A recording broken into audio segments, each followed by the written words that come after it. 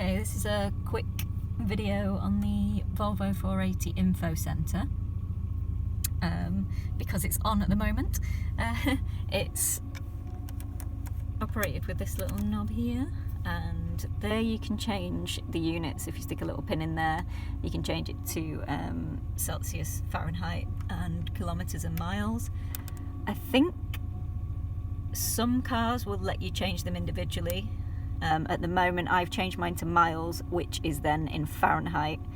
Some might let you change between both.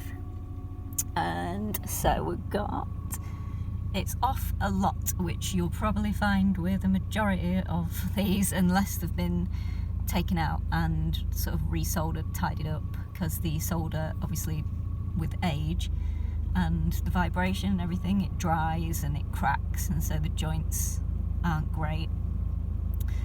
So yeah, you've got sort of your average fuel usage, average speed, range. At the moment I've just been on the last run of the year, so I wanted to get it down as much as I could so it's not sat with fuel in it. Your engine oil temperature, your oil temperature, your engine temperature and the exterior temperature. So that is the info system on Volvo 480.